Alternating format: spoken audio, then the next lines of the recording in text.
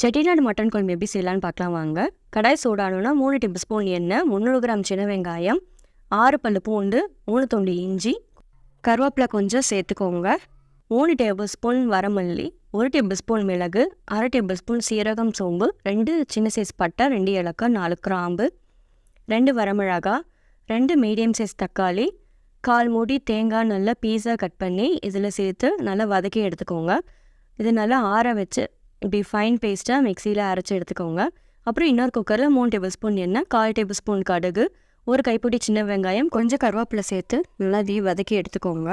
இப்போ அரைச்சி வச்சுருக்க பேஸ்ட்டையும் கொஞ்சம் தண்ணி ஊற்றி 1 டேபிள் ஸ்பூன் உப்பு, 1/2 டேபிள் ஸ்பூன் மிளகாத்தூள், 1/4 டேபிள் ஸ்பூன் மஞ்சத்தூள், 1/2 kg மட்டன் எல்லாம் மிக்ஸ் பண்ணி உப்பு செக் பண்ணிவிட்டு 6 to 7 விசில் விட்டு எடுத்துக்கோங்க.